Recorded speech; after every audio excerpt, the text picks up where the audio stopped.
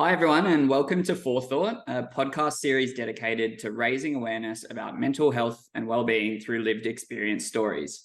My name's Joel, I'll be the host, and before we begin, I'd like to acknowledge that I'm recording today from the lands of the Gadigal people of the Eora Nation.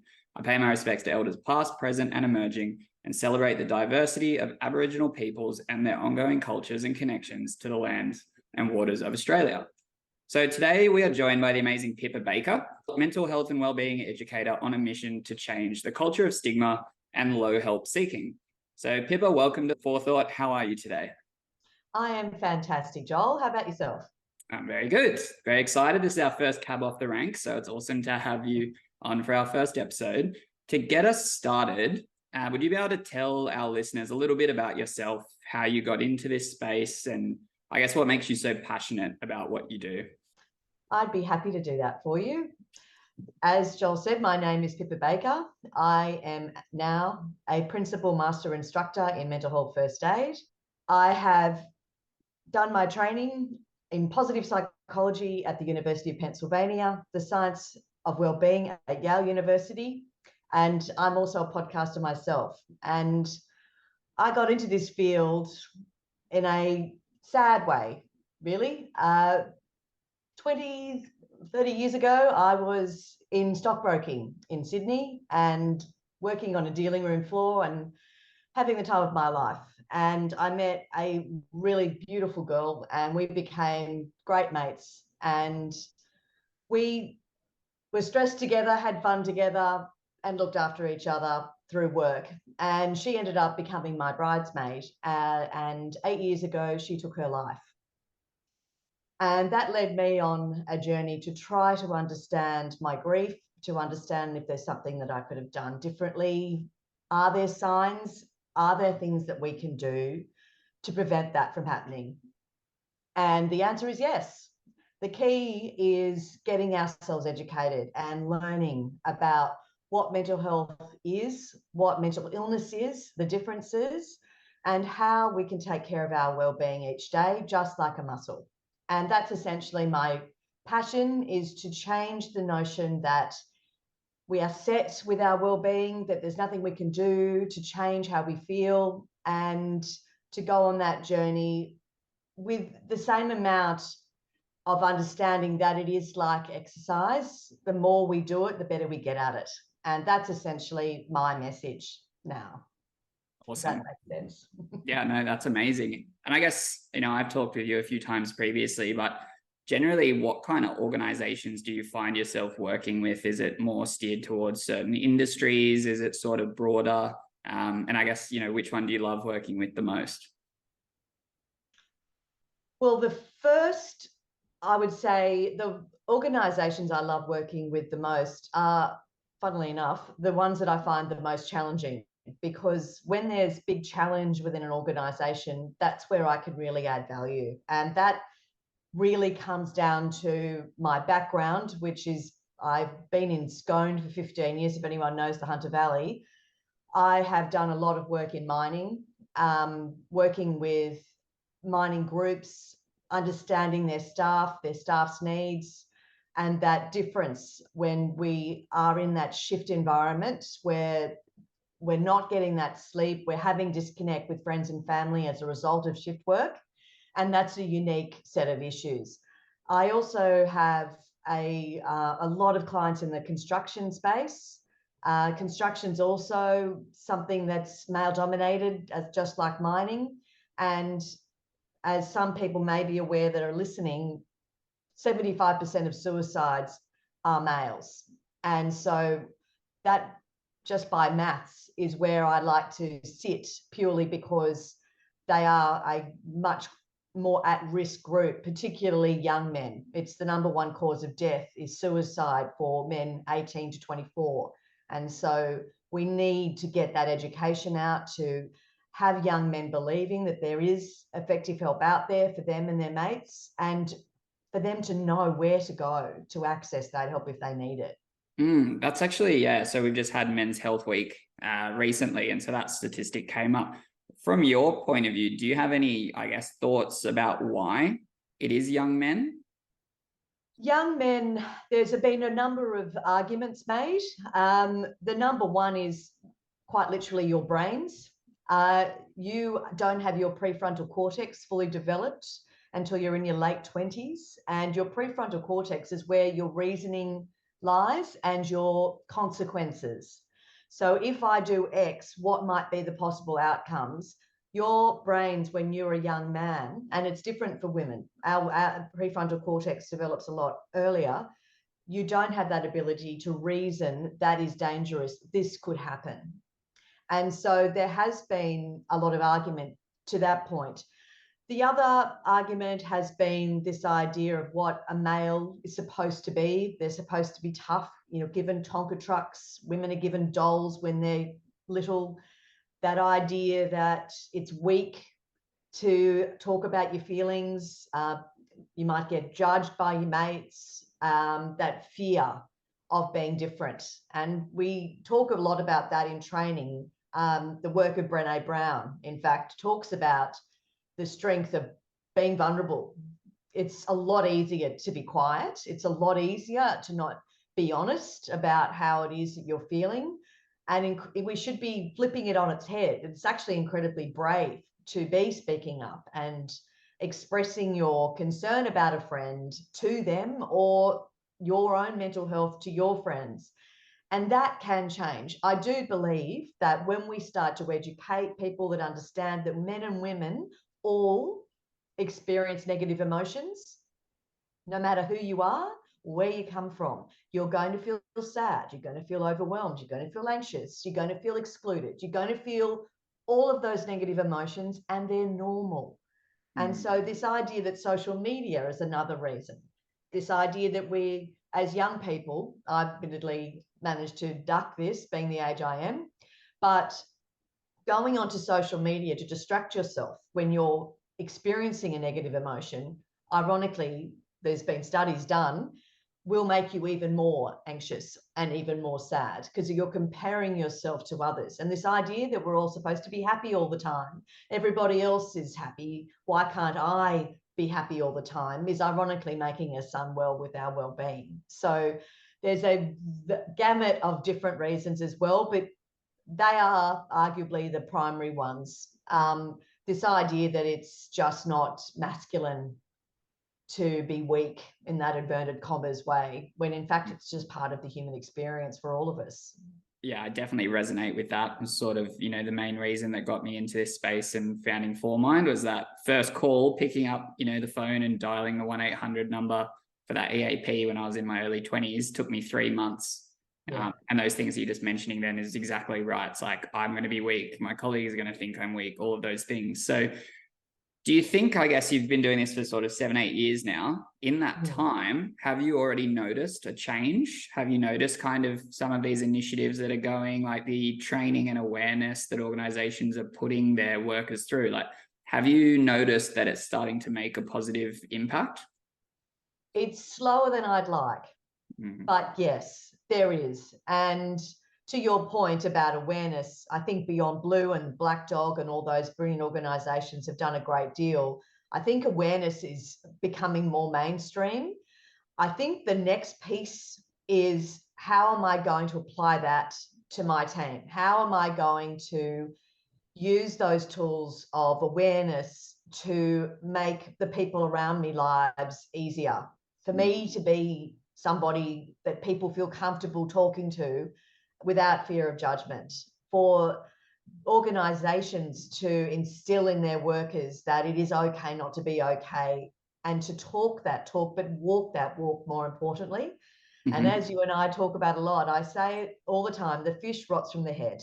And when an organization has an eye-rolling management leadership where they think that everybody needs to toughen up a bit, we've all got stuff going on, you just need to get on with it, that leads to people staying quiet, and for people to be feeling unwell and remembering mental health problems are real medical conditions. It's just society that has them stigmatized as somehow different. And I always use the analogy, you don't say to a diabetic, you don't really need your insulin, you just need to harden up a bit. Yeah. But we say that to people with depression and anxiety all the time, that this is something that you can somehow control. and it's your fault.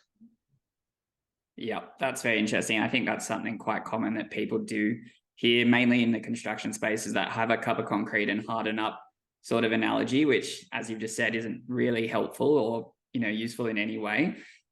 So yeah, I guess that's really important, coming back to leaders and I guess the idea of becoming champions for speaking up, like in regards to empowering leaders to have open conversations with their team. Like, what are some tips or some strategies or some things you've done in your trainings to kind of create that open culture within an organization, starting with the leaders? So leadership is, to me, key for everything, because and that's my job. I go into organizations and I explain to leaders why this is in their interests to have an open door policy with people that work for them, feeling safe to have those conversations. There's a number of reasons why it's to their advantage. We all know that people that aren't feeling great show up to work, if they do show up at all, but they kind of, we call it presenteeism. They're there, but they're not really there. And what we know is happy workers are more productive workers, that when people feel that they're able to offer suggestions and show creativity and a different way of doing something, and that is received in a positive way, that inspires a culture where people feel they're entitled to their opinions and their opinions are valued, and that is going to change people wanting to stay. And we also know that we lose a lot of money when we lose staff. When staff go elsewhere, we have lost that brain, we've lost that ability, and as a leader, you've now got to retrain somebody else. And that takes time and that takes money. And so if we can have a growth mindset towards young people, particularly, there's a lot of eye rolling about millennials.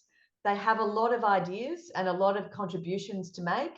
And equally for them to be listening to wisdom as well, rather than everyone feeling like I need to get my point of view across. To have a more flat organizational structure within a team can make people feel far more empowered. And when people feel good, they work harder.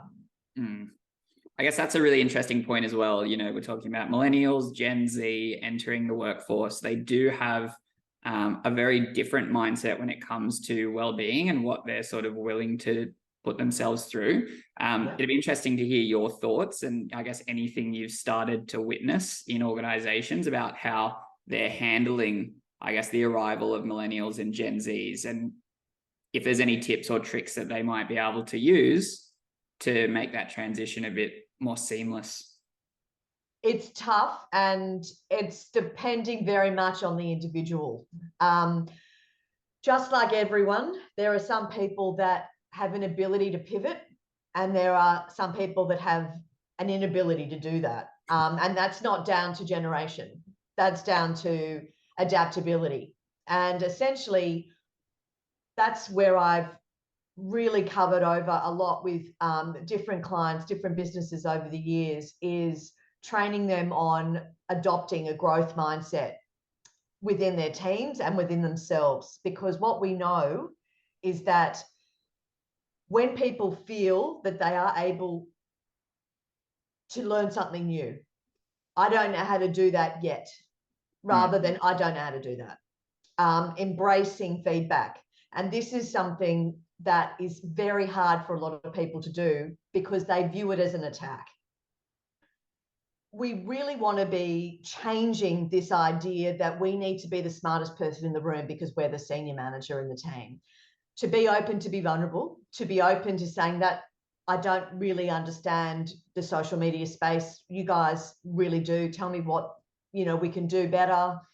Being able to offer and give feedback in an effective way. And that means not only having your feedback sessions be around when someone's made a mistake, but you want to make sure your feedback is equally when they've done a good job.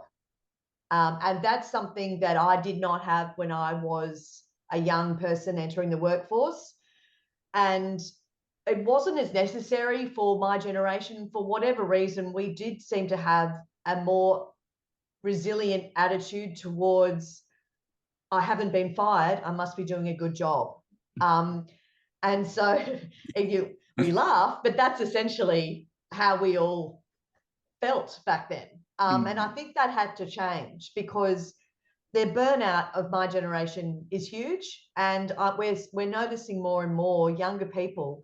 And I had a friend of mine who said in his team, he's my age, and he said to his team last year, okay, we've got a big project coming up. I'm going to need you all here on the weekend. And one of his team said, no, that's not going to work for me. That's not good for my well-being. Sorry.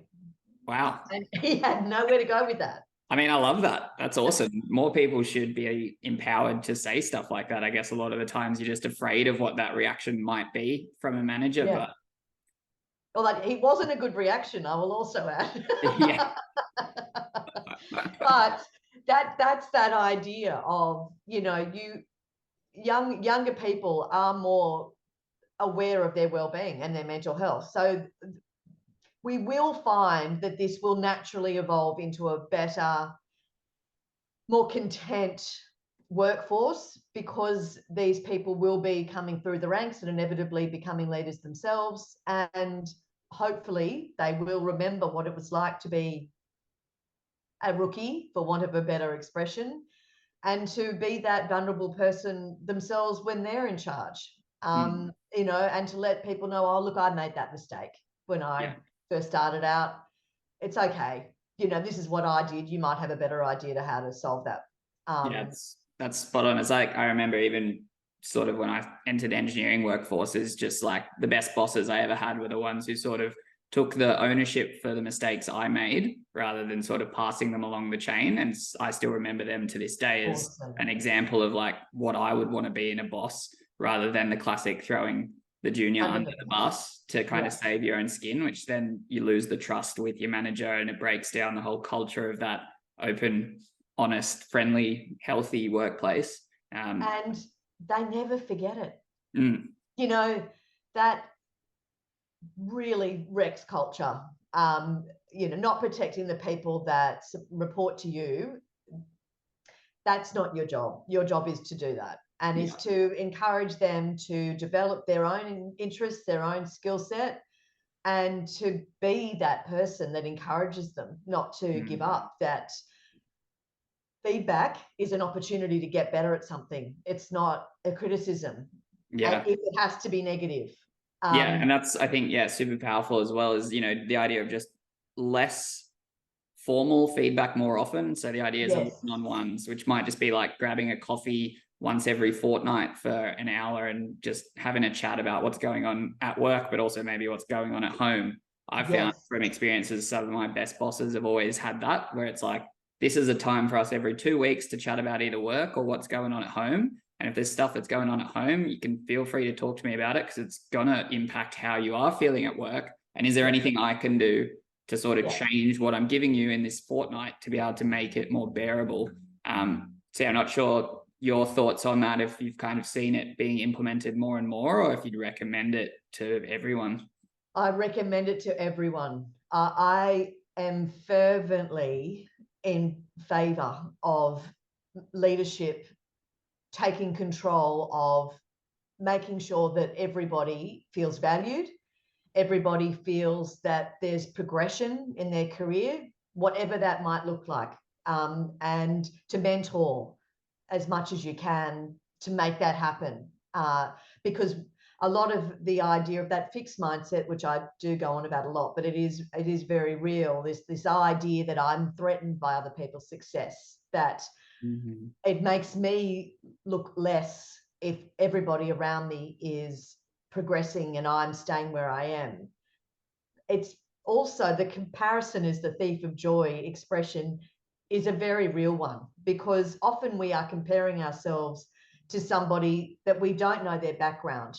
They may have indeed got a further study that has given them the ability to do this task in a quicker way. And so you're comparing yourself with something that's not realistic and not in line with what you're good at and your strengths. And this again comes back to encouraging leadership to look to their whole group's strengths and to be fostering that growth mindset, that I don't know how to do that yet, that we can learn new things, and that practice. There's a brilliant book by Angela Duckworth called Grit.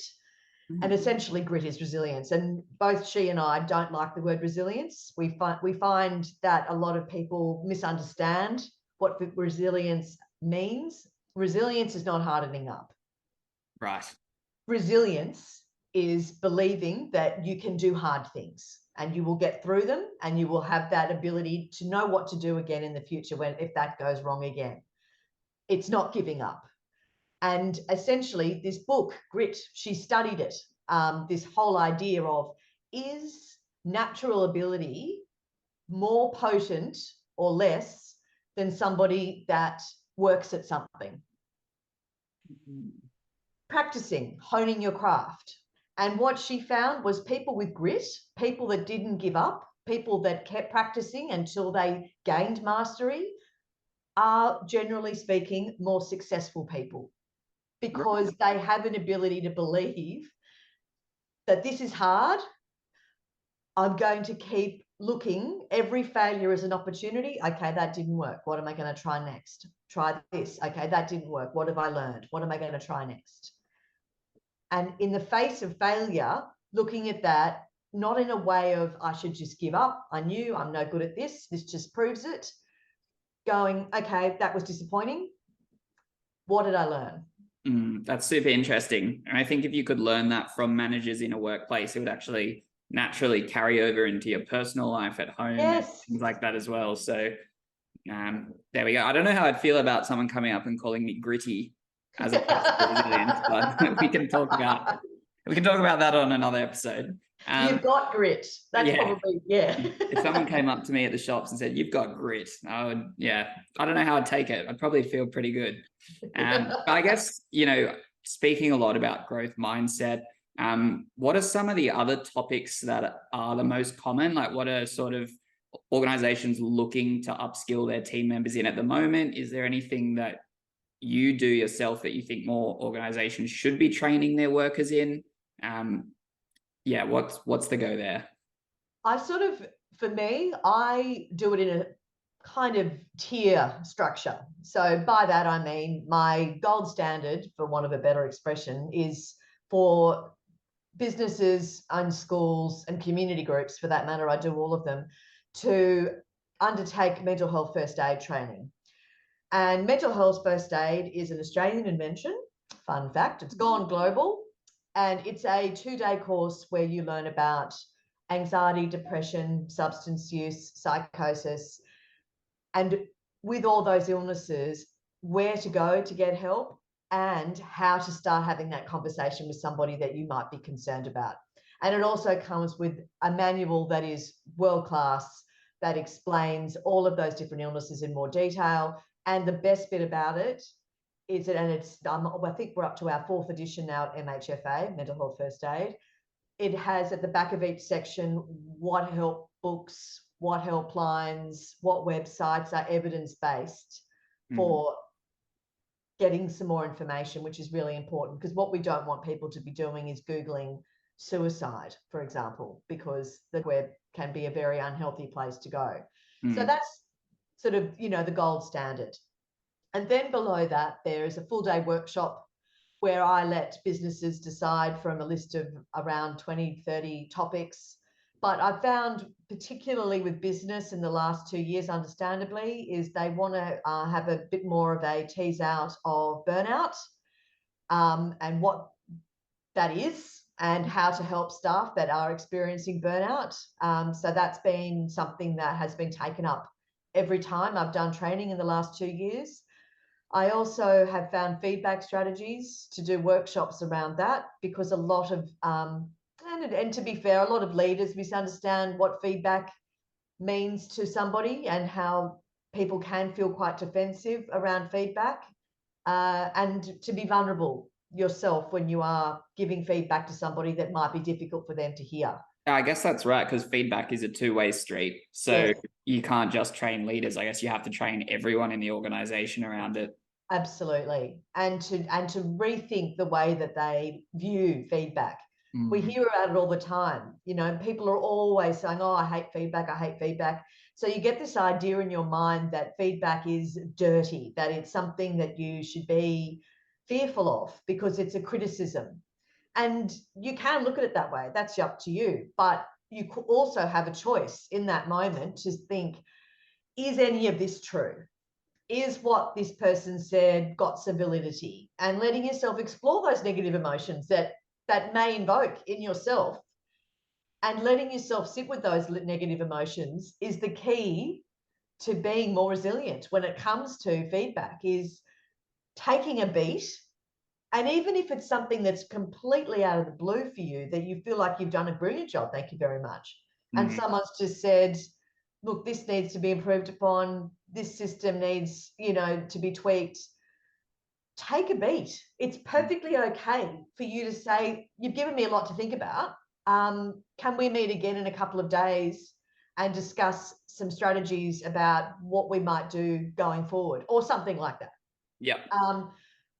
Rather than reacting right in that moment. Because when and this is what briefly I'll explain what happens to you when you're anxious. So this is kind of cool and kind of scary in equal measure. So when we experience fear, or we're threatened, so essentially anxiety, when we're feeling anxious, and so by that, our heart might be racing, or we might be getting sweaty palms, or we might be feeling like we can feel our heart beating. There's all different physical responses to anxiety. And the reason for this is kind of cool, if you can cope with it. Essentially, anxiety is our ancient brain. So when we were being hunted by saber-toothed tigers, all those many millenniums ago, when we saw a present danger, what would happen? Our body would have all the blood leave our guts and leave our brain, and it's where it normally sits, because our gut takes up an enormous amount of what happens to us during the day. All the blood leaves our brain, which is also a big epicenter, and our gut, and moves to our muscles, so that we're ready to run away from danger or to fight the danger in front of us. Right. And it kept us alive with our evolution. The trouble is, our anxiety is still looking at feedback that I'm getting from my boss as a saber-toothed tiger is coming for me. And so the blood leaves our brain and we don't think. And so we can feel all these different emotions. So when we're feeling attacked, we can get angry. We can go blank.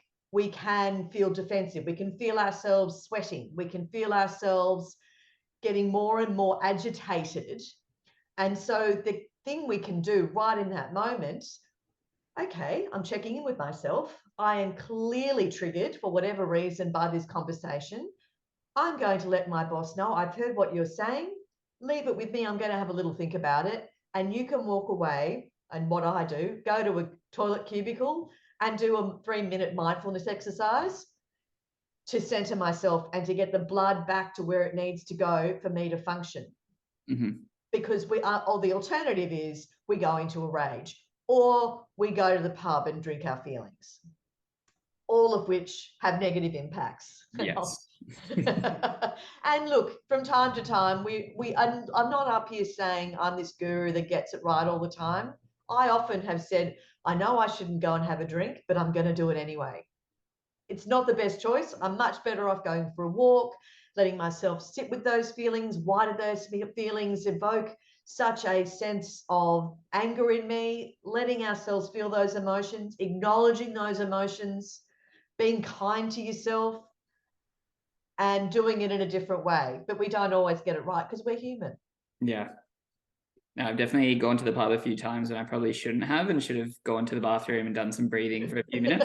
That's quite interesting as well, because I guess once again, that flows over into personal life aspects, like having a fight with a friend or a partner.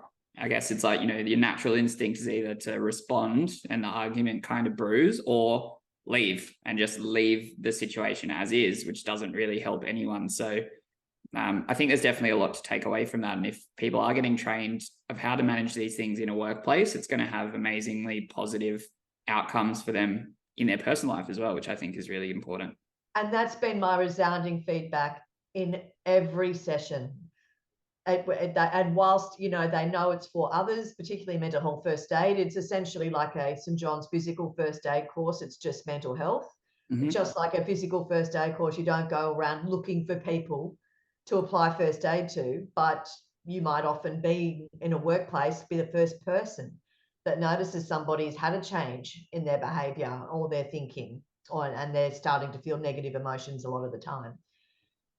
But everyone has said, this has had a huge impact on my life personally. I'm having a look at my own personal habits, and we talk about habit stacking and habit creation. Atomic Habits, another brilliant book. We talk about why that's great for particularly those of us that experience anxiety and having difficulty getting to sleep.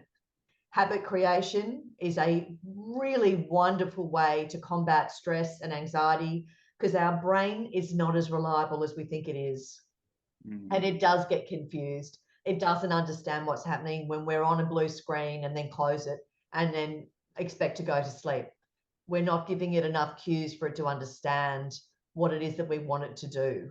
And so there's lots of great little tips you can do at night, because so many of us have difficulty sleeping. Yeah, I'm definitely one of them. And it's always counterintuitive, because the more stressed you are at work, the more you need to sleep, the less you can sleep. You kind of just want your body to help you out, and it definitely does not. So yeah, those habits I think are very important, regarding turning your screen off at 8, having a warm shower, I guess, to like indicate it's time to get towards going to bed. Low lights. And mine, for example, this is my evening ritual. So I'm a real dork. I go to bed really early. Me too. I'm an 8:30 bedtime kind of person. I'm 8:30. Yeah. I'm in bed at 8. I'm asleep at 8:30. No judgment from this man. But what I do is I will say to my husband and my kids, okay, I'm going to bed. So we'll be on the couch downstairs. I will go to the kitchen. I will get out my large glass for my water for my bedside. I pour a glass of water. I go upstairs. I put that glass of water on my bedside table. I fold back all of my sheets and covers. I put my scatter cushions at the end of the bed. I go around the bed.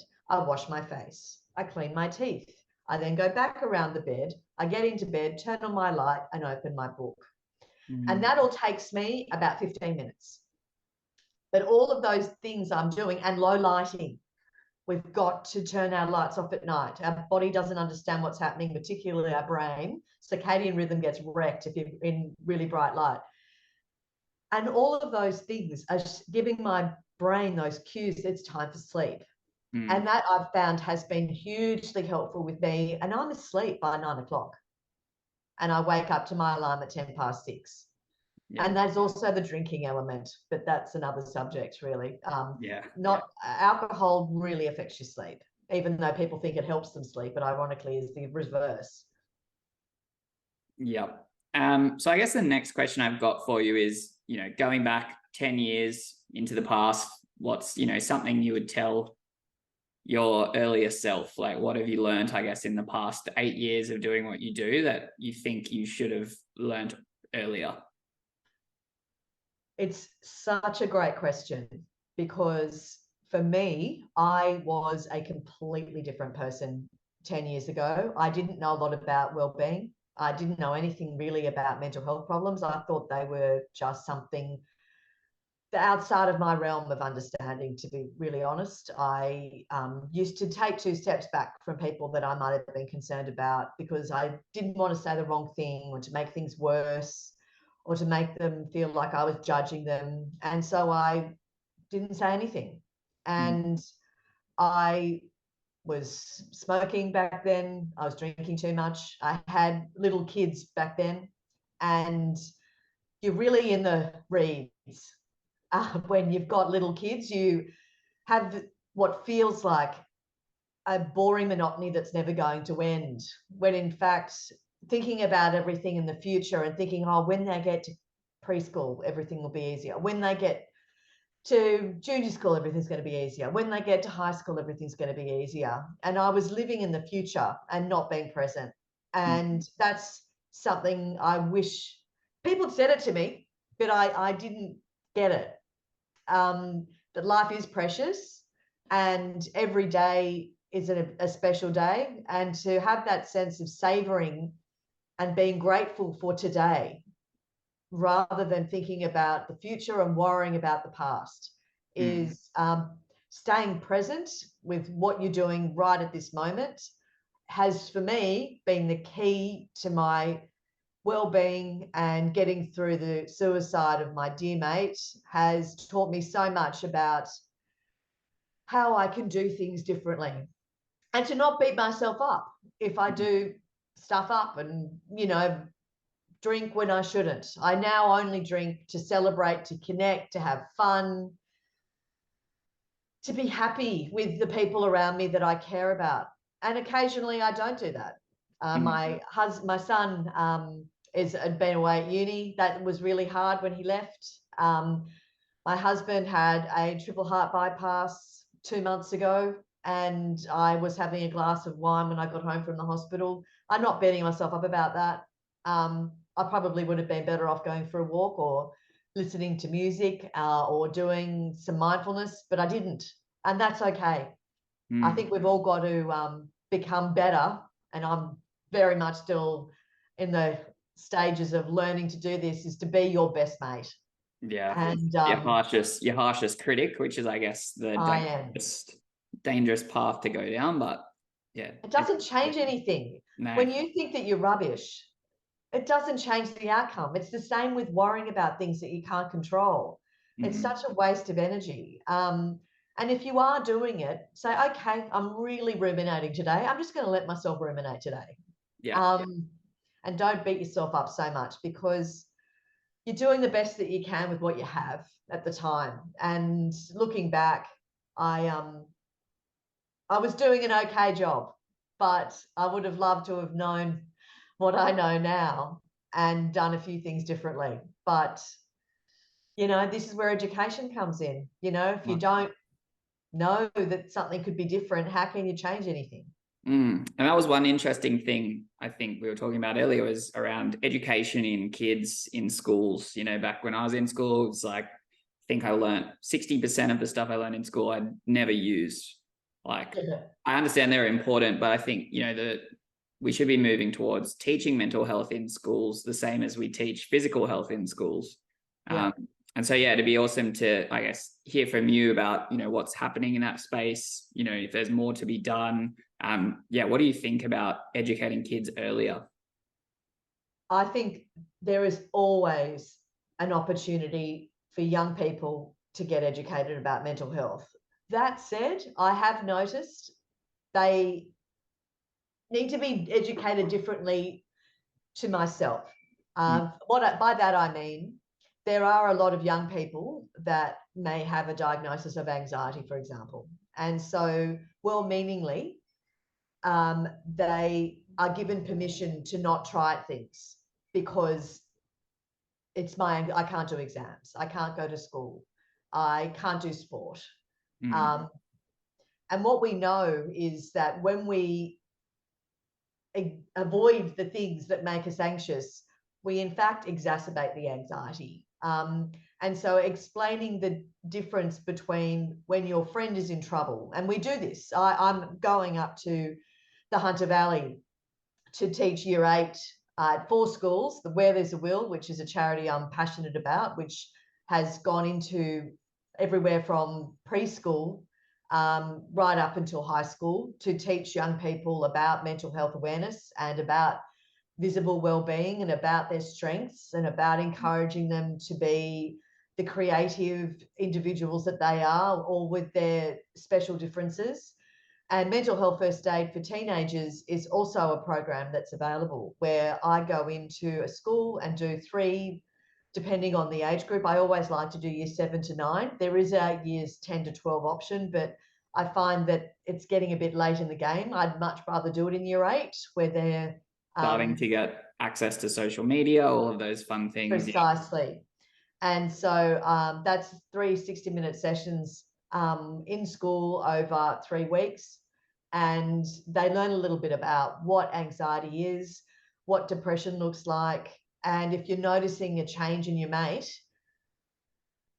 how to have that conversation with them in a way that makes their friend feel like you care about them and you want to help. But importantly, when you get a responsible adult involved, because what we've been finding is a young person has confided in their best friend that they are thinking about killing themselves in extreme situations, but you can't tell anybody. If you tell anybody, I will never speak to you again. Oof. And so, well-meaningly, this friend has said, okay, I promise I won't tell anyone. And so we've ended up with now 2 young people with mental health problems, their friend feeling extreme anxiety over this enormous secret, that their friend who is in crisis is too unwell to appreciate that they are in crisis and that this was an unreasonable request. We now have 2 young people that are struggling. And indeed, the person who is in crisis is not getting the help that they need, and they are at risk. So we do unpack that, but to be honest, that's in session 2. Sessions 1 and 3 are far more general about, we do practice role plays and what might I be thinking if I was having a mental health problem, things like that. So it's far more general, but it's important to talk about. And I must say, the more I do it, I've been doing teen training now for 5 years.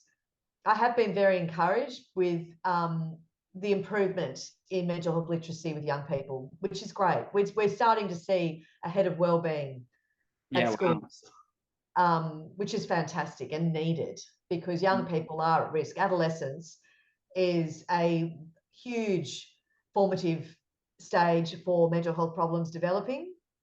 And what we know is, if somebody does experience something like depression, for example, when they're in their adolescence, if they get that acknowledged and intervened quickly, they know what to do and where to go if they do experience that again in the future. And that's the really important part of talking about early intervention, is a big part of this. And that's why young men so much of the time become at risk, is because they don't get that help as early as they could. And as a result of that, they've been suffering for longer than they needed to. And I use this great analogy with young men. I'll just share it with you quickly. I say to them, if you are playing league and you fall over, someone's given a bad tackle and you think you've broken your leg, you don't lay down there and go, God, I can't get up, and pretend that it's okay, but I am worried everyone's going to judge me for my weak bones, because it's stigma, everyone says, that's embarrassing. You don't. You know that you go to the radiographer, you go and get your bone set by an expert, and you get your moon boot and your crutches, and you're told for how long you're going to need that while you're waiting for your bone to set. And that's what a psychologist or a counselor does for your brain. And it's as simple as that. But it's stigmatized, it's embarrassing, everyone's going to judge me, everyone's going to think I'm weak. They're both the same thing. They're just something that happens, and you need to deal with it early. Because just like if you decided that it's embarrassing to have a broken leg, and you say, I'm just going to Google broken leg and I'll get some gaffer tape and a branch and I'll do it myself, you're going to end up with a limp. Yeah. No, that's a really good analogy. I'm going to steal that one. I guess that's probably the last question I have for you in regards to educating workers around when to access wellbeing services supplied by their employer. That's one of my big missions, is to kind of change that narrative around when you can seek help from an EAP or a counselor. And I think a lot of the challenges are that people don't actually know what those services are for and what they're not for. So is that, I guess, something that you touch on when you do these trainings? I'm so glad you brought this up, Joel, because it's my passion too. The truth is, an EAP is someone you can talk to. If you're feeling alone, if you're feeling worried, if you're having difficulty managing your time, if you're having trouble sleeping, if you're worried about your dog's sore paw and it's worrying you, if you are feeling a bit overwhelmed with a particular task at work, if you've had a fight with your girlfriend, if you've had a fight with a mate, if you've had a fight with your boss, any of those things are when you can call up and get some advice. And this is what I want people to start changing how they look at getting that help.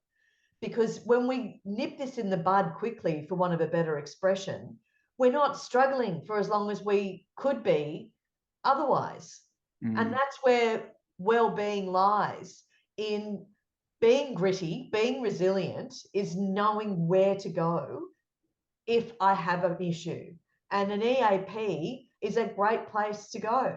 And the big thing about EAPs is so many businesses I go into, including leadership, often, what's the EAP? They don't really know about them. They don't really understand what they're for. And they don't know how to access those services. And it's the greatest thing to have if you are working, because it means that you've got a 24-hour, often, usually 24/7 number you can call, or you can text, or you can, be face-to-face, whatever you're comfortable doing with somebody. And you don't have to worry about that person knowing your background or knowing about you. It's completely confidential, and they don't know you. So you don't have to worry about that ever getting repeated around the water cooler. Oh, I had a chat with Pippa. Gosh, she's got some stuff going on. You don't have to have that concern about trust, because this person is obliged to keep your confidences. No, yeah, that's really, definitely resonates with me. Not knowing what they are or what they're supposed to be used for. I think a lot of the people don't even know what that acronym means a lot of the time. Yeah, totally. So it's a thing that the company has. Yeah. But no, that's good. I'm glad we're on that same mission together. So I guess thank you so much for joining us today. But before we wrap up, can you let anyone who's listening know where they can find more about you and what you do? Absolutely. If anyone's interested in having a chat about what training might look like, whether it's their community group, I've been involved in a lot of community work in the bush. We're currently trying to figure out, Gunnedah, the town itself, wants to become a more well-being hub with better mental health education, for example. And they're actually raising money in their community for positive psychology in their schools and visible well-being, and a little bit of training in mental health. So everybody is able to do that. I think country people do that well. They know how to do a fundraiser, do a sausage sizzle and raise the money and do something. But for all of us, encourage your employer to get in touch with getting some education around mental health. You can contact me anytime at pippa@wellbeingwithpippa.com.au. My mobile number and my website will be in the show notes for this podcast. But I'm always happy to chat with anybody anytime about any concerns or any questions you may have, because it varies. I've got 2-day workshops down to 1 hour wellbeing talks where we just briefly touch on a couple of things, and everything in between. I make my training bespoke for whatever the client's needs are. So happy to chat about that anytime. Awesome. Well, yeah, thank you everyone for listening. If you have anyone who might be interested in coming on and talking to us about their story and what they're doing, please feel free to reach out. Likewise, if you do have any feedback for us, please feel free to drop us a note, leave us a comment, or shoot anything through to me at joel@formind.com.au. But until next time, thank you very much.